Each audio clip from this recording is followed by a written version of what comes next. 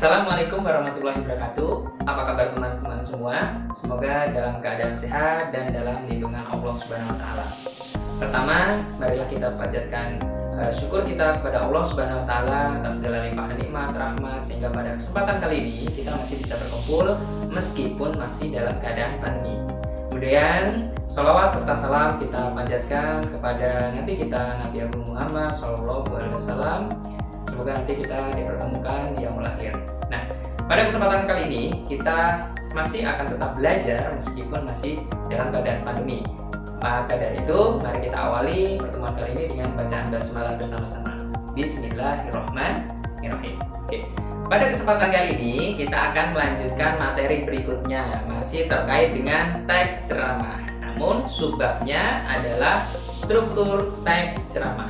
Adapun penjelasannya adalah sebagai berikut. Bab 3, teks ceramah, struktur ceramah oleh Cahya Setia Prananda. Integrasi imta. فَقُولَا لَهُ قَوْلًا لَيِّنًا لَعَلَّهُ يَتَذَكَّرُ أَوْ يَخْشَى.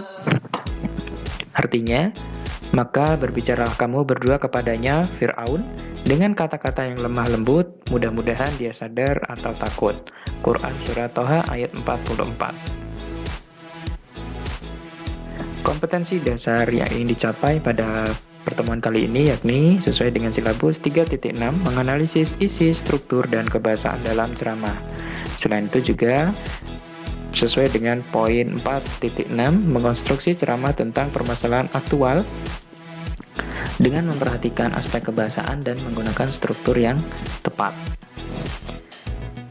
Nah, sebelumnya teman kita sudah membahas terkait dengan unsur-unsur ceramah. Pada kali ini kita akan membahas struktur teks ceramah. Kemudian pertemuan berikutnya kita akan membahas kaidah dan simpulan isi ceramah. Nah, kita ingat-ingat kembali unsur-unsur ceramah. Iya.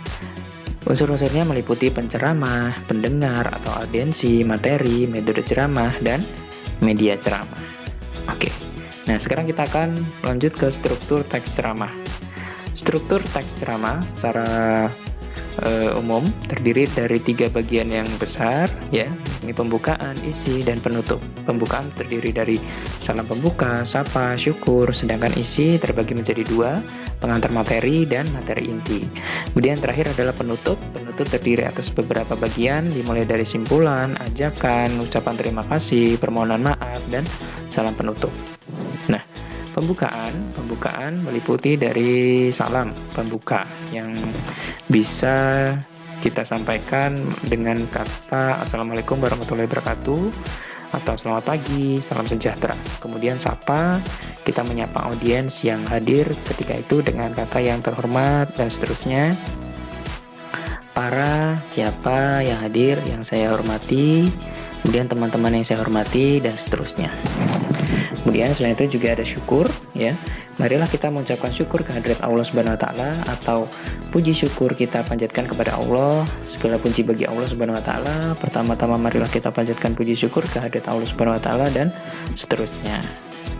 Kemudian bagian berikutnya adalah isi. Isi terdiri dari pengantar materi, bisa menggunakan kalimat ini. Pada kesempatan ini saya akan berbicara tentang, dan seterusnya. Pada ceramah kali ini saya akan membahas tentang, dan seterusnya. Pada hari ini yang cerah ini saya akan mengemukakan apa. Jadi pengantar topik yang ingin disampaikan. Kemudian baru masuk ke materi inti.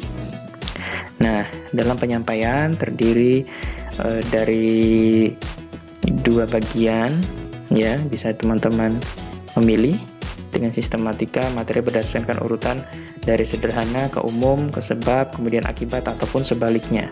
Kemudian bisa menjelaskan tentang definisi, jenis, manfaat, dampak, cara mencegah, atau sebaliknya. Ya, seperti itu. Kemudian terakhir penutup. Nah, penutup adalah diawali dengan simpulan, ya, dan menggunakan diksi jadi, intinya adalah bla bla bla bla, dan seterusnya disampaikan. Kemudian bisa pula dengan menggunakan kalimat perlu saya tegaskan kembali bahwa, dan seterusnya. Selain itu, selain simpulan juga ada ajakan untuk melakukan apa yang telah dipaparkan pada bagian inti, ya, dengan menggunakan kata marilah kita, saya berpesan agar, dan seterusnya. Kemudian berterima kasih kepada audiens yang telah menyimak dengan berkata terima kasih atas perhatian hadirin, saya ucapkan terima kasih, dan seterusnya. Kemudian permohonan maaf, apabila ada perkataan yang kurang berkenan, saya mohon maaf, ya. Kemudian mohon maaf apabila ada kata-kata yang tidak pantas, dan seterusnya. Ini bisa menyesuaikan. Kemudian ada salam penutup dengan menggunakan kalimat wassalamualaikum warahmatullahi wabarakatuh. Nah, setelah mengetahui itu, mari kita berlatih. Dibuka bukunya, buku interaktif bahasa Indonesia. Nah, ada tugas. Yang pertama, langkah pertama adalah bukalah buku interaktif bahasa Indonesia kelas 11 halaman 41, kemudian lakukan kegiatan pada poin nomor 1, 2, dan 3, kemudian kerjakan pada buku tulismu. Nah, terima kasih. Jika ada pertanyaan, bisa disampaikan.